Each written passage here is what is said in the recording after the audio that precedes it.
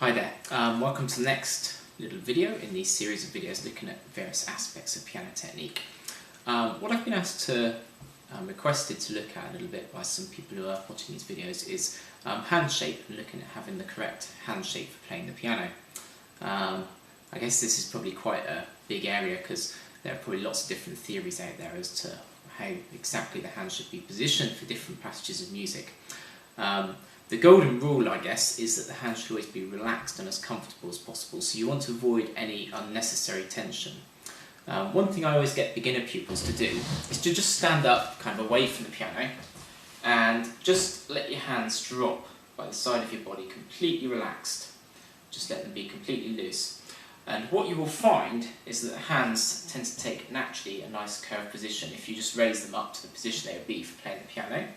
You can see the fingers are nice and curved and you've got the correct shape there for playing the piano. So that's quite a good thing. If you're not sure of your hand shape, just stand up, let your hands be completely relaxed, and the fingers should naturally take on that gentle curve that you need for playing the piano. Having said that, when you put your fingers on the piano, obviously if we put the left hand on middle C and line the fingers up on the 5 notes, we're looking for the thumb to be level, and for each of the fingers to be gently curved, so that we're playing pretty much on the tips of the fingers for the 5-finger position.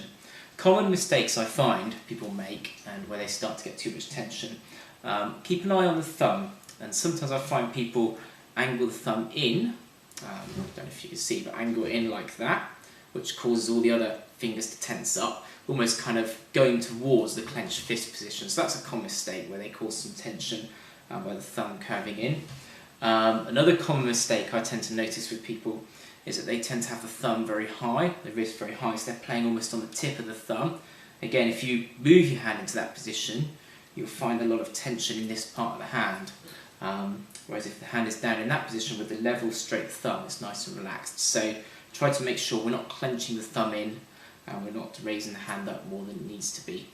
One little thing I often do to show pupils as well is if you just rest your hand on a book, like this, do it this way so you can see.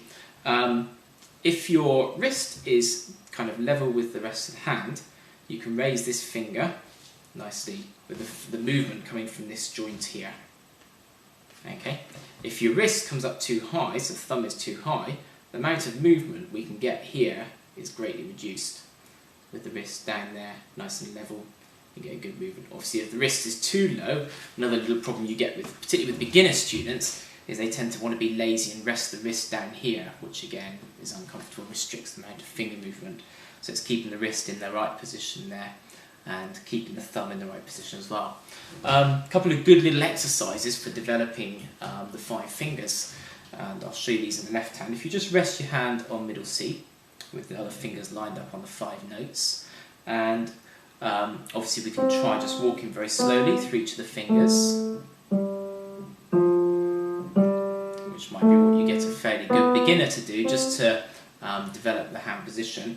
Another one is to take all those 5 notes and just let the hand drop so that all the keys are pushed down to the bottom, and just let the hand rest. Don't push down, but use the natural weight of the arm to keep those keys down, and then very slowly play each finger in turn. So first of all the thumb, then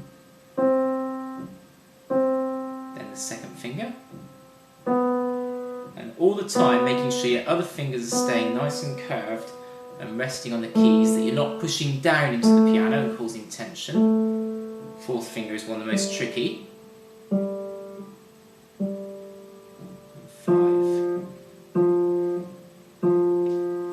And that kind of exercise should help to develop the hand shape and build up a little bit of finger independence, finger strength.